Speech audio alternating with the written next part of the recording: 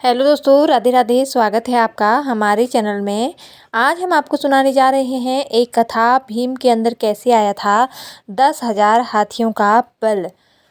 नहीं जानते होंगे महाभारत से जुड़ा ये रहस्य, तो दोस्तों वीडियो को पूरा ज़रूर सुनिएगा और चैनल को सब्सक्राइब जरूर करें और बेल आइकन ज़रूर दबाएं और एक लाइक ज़रूर करें। तो दोस्तों चलिए कहानी को शुरू करते हैं।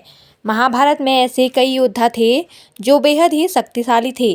उनका मुकाबला करना मतलब मौत को दावत देने के बराबर था। ऐसे में ही एक योद्धा थे पांडु पुत्र भीम। कहा जाता है कि भीम के अंदर 10,000 हाथियों का बल था। लेकिन क्या आप जानते हैं कि एक साधारण मनुष्य की तरह दिखने वाले भीम के अंदर इतनी शक्ति आई कहाँ से? यकीनन इस रहस्य के बारे में बहुत कम ही लोगों को पता होगा। कहते हैं कि 10,000 हाथियों की शक्ति की बदौलत ही भीम ने एक बार नर्मदा नदी का प्रवाह रोक दिया था। भीम के अंदर इतनी शक्ति आने के पीछे एक रोचक किस्सा है। इसके अनुसार भीम बचपन से ही काफ़ी शक्तिशाली थे। वह दौड़ने में, निशाना लगाने या कुश्ती लड़ने सभी खेलों में धृतराष्ट्र के पुत्रों यानी कौरवों को हरा देते थे। हालांकि उनके अंदर कौरवों के प्रति कोई द्वेष नहीं था, लेकिन दुर्योधन के मन में भीमसेन के प्रति दुर्भावना शुरू से ही थी। तब उसने उचित अवसर मिलते ही भीम को मारने का विचार किया। दुर्योधन ने एक बार खेलने के लिए गंगा तट पर शिविर लगवाया और उस स्थान का नाम रखा उदक्रीडन। वहाँ खाने पीने से लेकर खेलने कूदने तक की सभी व्यवस्थाएं की गई थी।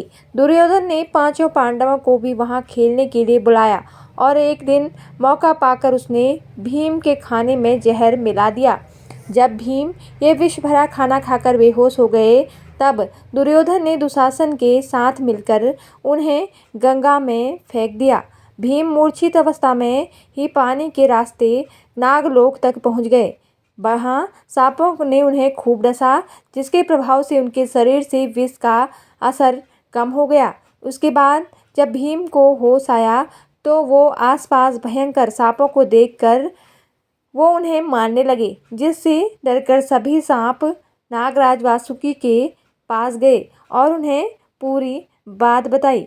सारी बातें जान लेने के बाद नागराज वासुकी आर्यक नाग के पास खुद भीम के पास गए। वहां जाते ही आर्यक नाग ने भीम को पहचान लिया। दरअसल आर्यक नाग भीम के नाना थे। इसके बाद वो भीम को अपने साथ नागलोक ले गए। वहाँ उन्होंने नागराज वासुकी से भीम को उन कुंडों का रस पिलाने की आज्ञा मांगी जिसमें 1000 हाथियों का बल था।